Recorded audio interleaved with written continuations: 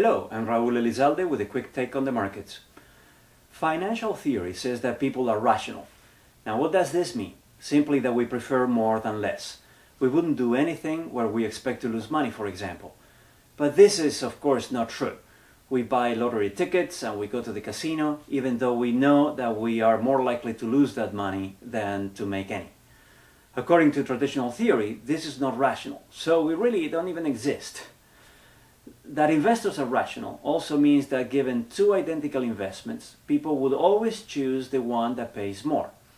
But often people do the opposite and invest in mutual funds.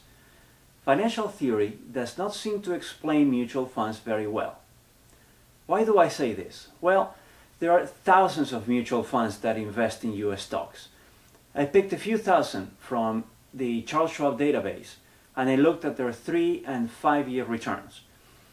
About half of mutual funds that buy large cap stocks did worse than the index, the S&P 500. It seems that portfolio managers cannot pick stocks any better than by flipping a coin and choosing between the index and stocks. What is worse is that funds that charge upfront fees or loads that can be as high as 5.75% do a lot worse than random. You will be much better off buying a simple ETF that tracks the index than buying an expensive mutual fund. The picture is even worse in the mid-cap universe. Managers of mid-cap funds had a particularly bad performance in the last 3 and 5 years against ETFs that simply track an index. About 60% of managers did worse. And looking at those mid-cap funds that charge upfront fees, about 6 out of 7 managers did worse than the benchmarks. Investors would have been much better off not paying any fees and buying a simple ETF instead. So there are two questions. One is why people pay very high fees to buy funds that perform worse than cheaper, almost identical investments? Well, the answer is simply commissions. Financial advisors who work for broker-dealers reap great benefits from selling mutual funds that charge high fees, even when on average don't turn out to be great investments for their clients. The second question is why portfolio managers of mutual funds cannot on aggregate beat their benchmarks. The answer is that consistently successful stock picking is virtually impossible.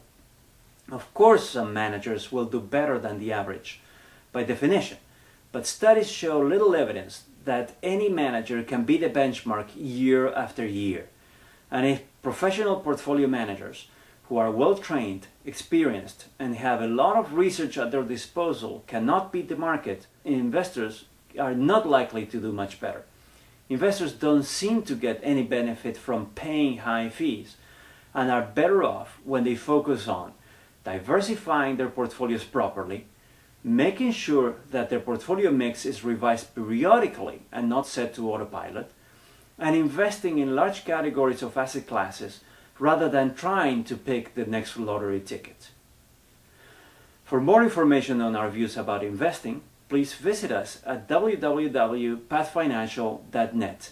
I'm Raul Elizalde. Thanks for watching.